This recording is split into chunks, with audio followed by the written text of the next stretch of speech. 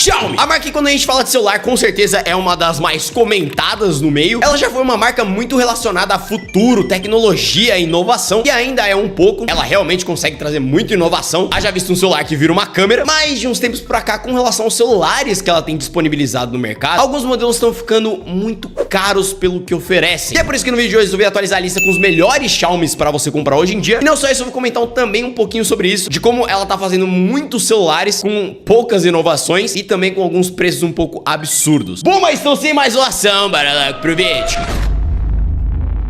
E lembrando, o link de todos os produtos, assim como sempre, vão estar aqui na descrição. Então vamos lá, começando pelas opções mais baratas que a gente tem atualmente. Dentro do universo Xiaomi, das opções mais baratinhas, com qualidade, é claro, a gente acaba encontrando o Redmi 14C e o Redmi A5. Eles são celulares que hoje atualmente variam na casa dos seus 600 a 800 reais, mas honestamente não são os modelos que eu mais recomendaria você comprar. Eu sempre gosto de falar para economizar um pouquinho mais e ir para outros modelos, porque você vai conseguir uma diferença de performance e também uma usabilidade pro dia a dia muito superior. Mas pra você que tá com orçamento limitado, são opções interessantes. Aqui no caso, os dois trazem uma tela IPS LCD de 6.88 polegadas com resolução HD e já 120 Hz. O Redmi 14 ele vai te entregar uma tela mais brilhosa de 600 nits. O A5 ele vai entregar só 450. Sem contar que ele vem com 4, 6 ou 8 GB de RAM, 64, 128 ou 256 de armazenamento. Sem contar uma bateria de 5.160 mAh. Conjunto de câmeras ok, ele vem com uma principal de 50 megapixels e uma frontal de 13. E o ponto principal dele acaba sendo com relação ao processador. Nesse caso aqui ele vem com um Helio G81 Ultra. É um processador que bate 260 mil pontos no AnTuTu. Pra você que não sabe, o AnTuTu é uma ferramenta que ela vai avaliar a performance no geral do smartphone. Ela faz como se fosse um check-up geral. Ela faz como se fosse um teste geral do smartphone e gera uma pontuação final. Para um celular desta faixa de preço, é uma pontuação ok. Não é nada espetacular, mas é aquilo. É um processador que para um uso no dia a dia vai te atender bem. Só que em tarefas um pouco mais pesadas pode ser que ele dê uma engasgada. E nessa mesma faixa, como eu falei, a gente encontra também o A5. É um celular que ele vem com 3, 4 ou 6 GB de RAM, 64 ou 128 de armazenamento, vem com uma câmera traseira de 32 megapixels e uma frontal de 8, tem um conjunto de câmeras inferior. E embora ele traga uma bateria de 5.200 mAh, o ponto a mais dele em comparação com o 14C acaba sendo que ele traz um Unisoc T720, que é um processador que ele consegue entregar um pouco mais de performance em comparação com o 14C. Ele bate uma média aí de 300 mil pontos no AnTuTu, mas honestamente, na prática são dois processadores muito próximos de performance e que na real você não vai sentir tanta diferença assim de um pro outro. Só que, como eu falei, não são os que eu mais recomendo, porque caminhando um pouquinho pra essa faixa, em torno aí dos seus 800, você já encontra modelos como o Motorola G35, vai te entregar bem mais performance, uma configuração mais completa, ou até um A15 4G. Então, subindo um pouco mais, a gente acaba encontrando o Redmi Note 14 4G. É um celular que hoje fica na faixa aí dos seus R$1.000. E aqui, ele já vem com uma tela AMOLED de 6.67 polegadas, 120 Hz, é uma configuração de tela bem padrão que a Xiaomi traz. Ela já traz 1.800 nits de brilho, vem com 6 ou 8 GB de RAM, 128 ou 256 de armazenamento, podendo expandir até 1 TB. Vem com um conjunto de câmeras ok, com uma principal de 108 megapixels com uma lente de abertura de f1.7, uma de 2 megapixels para profundidade e uma outra de 2 megapixels para macro. Eu não sei por que essas marcas elas ficam insistindo nessa porcaria dessa macro e nessa porcaria dessa de profundidade. O que custava colocar uma ultra wide pelo menos aí. Mas enfim, ele também vem com uma frontal de 20 megapixels, já gravando em Full HD a 60 FPS, sem contar uma bateria de 5.500 mAh. E com relação ao processador, ele usa um processador que eu particularmente gosto muito, que é o Helio G99 Ultra. Ele é um processador que bate uma média aí de 410 a 420 mil pontos no AnTuTu, o que novamente, pela faixa de preço, é uma performance ok, meio padrão. Mas é o que eu falei, saindo um pouco do universo Xiaomi, a gente encontra modelos como o próprio Samsung A25 ou A16, que vão te entregar mais potência, um conjunto de câmeras um pouco melhor, ou até o G35, que por mais que ele tenha menos memória RAM, vai entregar uma performance relativamente parecida, com um preço mais acessível e principalmente um conjunto de câmeras que atende um pouco melhor. E esse é o ponto da Xiaomi. E aproveitando, também muitos perguntam do Redmi Note 14 5G, que é basicamente a mesma coisa do 14 4G, com a diferença do processador, que nesse caso ele utiliza um Dimensity 7025 Ultra, que é um bom processador, só que, cara, hoje atualmente ele está custando R$1.500. E tem um modelo que tem exatamente esta mesma configuração da mesma marca, custando muito menos, que se chama Poco M7 Pro 5G. É um celular que hoje atualmente custa na faixa dos seus R$1.300, não consideraria melhor opção de todas, mas ainda assim ele traz uma boa configuração, vindo com uma tela AMOLED de 6.67 polegadas, Full HD Plus, tem 8 GB de RAM. De conjunto de câmera, ele vem com uma principal de 50 megapixels, uma de 2 megapixels só de profundidade e, de novo, uma frontal de 20, além de uma bateria de 5.110 mAh e um processador que, no caso, como eu falei, é um Dimensity 7025 Ultra. É um processador que bate uma média aí de 470 mil pontos no AnTuTu, o que para um celular dessa faixa de preço é uma performance que, de novo, é ok. É um celular que já consegue atender em alguns jogos, não vai conseguir rodar games pesados, mas, cara, de novo, ele não começa a fazer sentido, porque gastando até menos, você pega um A25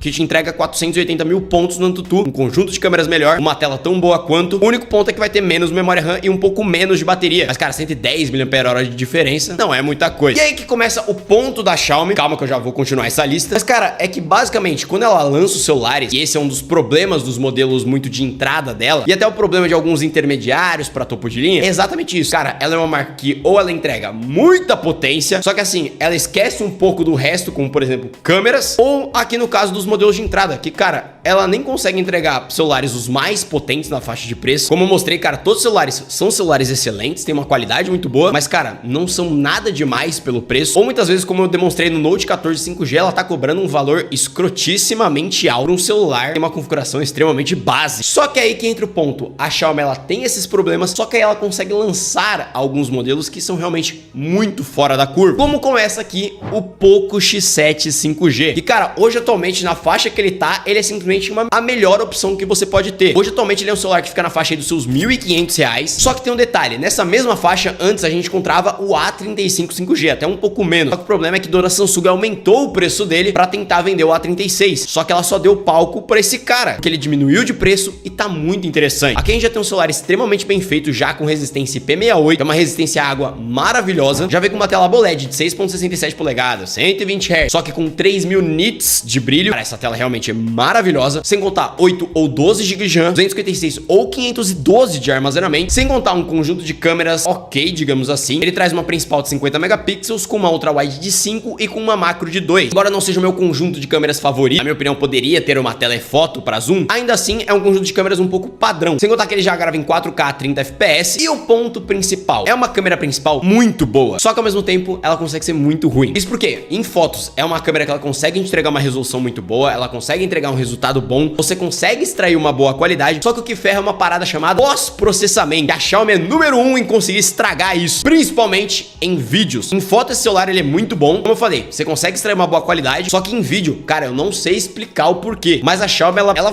consegue estragar a imagem. O contraste fica extremamente excessivo, as cores ficam esquisitas, e o ponto que aí não é mais do sensor mesmo, é que realmente o autofoco também é péssimo mesmo. Eu tinha feito o teste com o Poco X7 Pro, que vem com o mesmo sensor. Cara, o autofoco é bizarro, Você coloca a mão aqui, você tira, ele não lembra de focar no teu rosto, e a imagem fica desfocada. Fora que é um autofoco lerdo, mas o ponto principal, é claro, junto com isso, é com relação à potência. Ele é um celular que vem com o Dimensity 7300 Ultra. Excelente processador para essa faixa de preço, excelente mesmo. Ele bate 680 mil pontos no AnTuTu, que já é um celular que já consegue rodar games já caminhando para um pouquinho pesado, sem contar uma bateria de 5.110 mAh, R$1.500, é uma configuração excelente e é um celular que vai atender 90% da população brasileira, digamos assim. Tirando na parte de gravação de vídeo, cara, pra foto é um celular que você vai conseguir extrair boas fotos, além de uma potência muito boa, além de uma tela maravilhosa e uma bateria muito boa. O que, subindo um pouco mais, a gente também tem outros pontos fora da curva, como o Poco X7 Pro. Cara, é o celular mais absurdo que eu já vi uma marca fazendo, e eu não estou exagerando. Resumindo, ele é a mesma coisa que um Poco X7 5G, com a diferença no design. Cara, eu particularmente achei lindo esse design, ele é simples, mas ele é elegante, ele é muito bem feito. Também tem o IP68, tem o mesmo conjunto de câmera do Poco X7 e tem os mesmos problemas do Poco X7, como eu falei, pós-processamento em vídeo e tudo mais, com a diferença que ele já grava em 4K 60 FPS, só que, além disso, ele vem com uma bateria de 6.000 mAh, com um carregador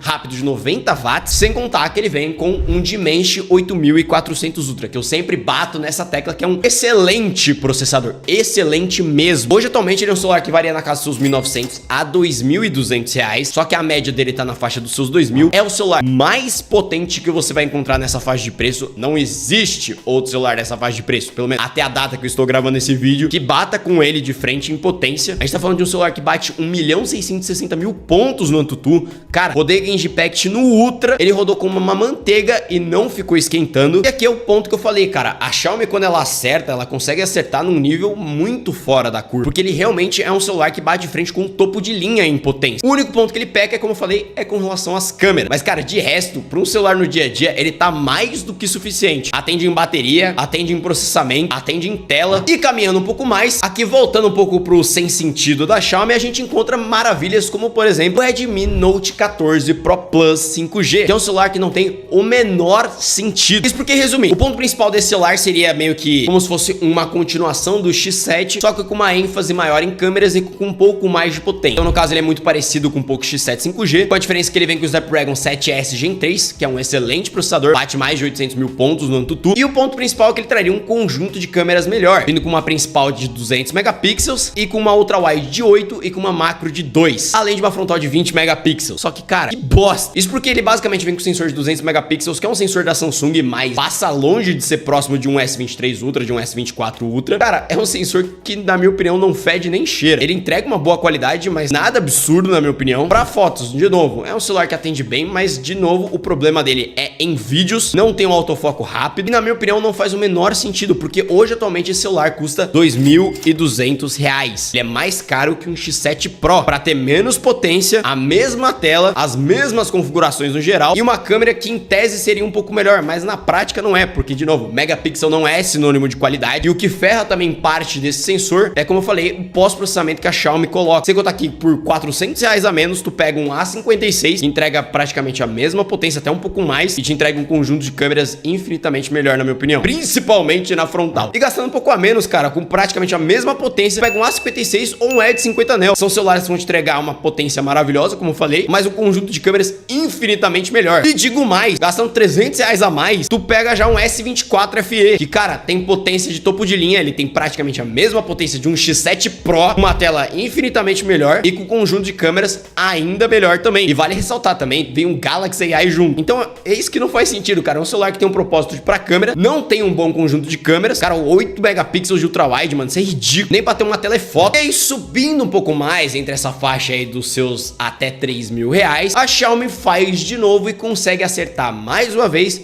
num baita celular que acaba sendo o Poco F7 Pro 5G, que é simplesmente um dos celulares mais picas em processamento que você pode ter atualmente pelo preço que ele está sendo oferecido. Ele é um celular que já vem com uma construção em vidro e alumínio, com resistência IP68, tem um design que, na minha opinião, é bonito, eu particularmente ainda prefiro o X7 Pro, vem com 12 GB de RAM, 256 ou 512 de armazenamento, vem com uma tela AMOLED 6.67 polegadas, 120 Hz, mas com resolução 2K e 3.200 nits, vem também com a mesma bateria aí de um X7 Pro, que no caso são 6.000 mAh, com um carregamento rápido de 90 watts, e o ponto principal, que é com relação à potência desse celular, que no caso ele vem com o Snapdragon 8 Gen 3, que é um processador extremamente potente, maravilhoso, só que ele consegue extrair um pouco mais de performance, então ele consegue passar aí dos seus 2 milhões de pontos no AnTuTu, que para um efeito comparativo, celulares como o S24 Ultra, que vem exatamente com este mesmo processador, bate 1.800.000, só que, de novo, o problema desse celular se chama câmeras, que inclusive é um conjunto péssimo, na minha opinião. Isso porque ele vem com uma traseira de 50 megapixels,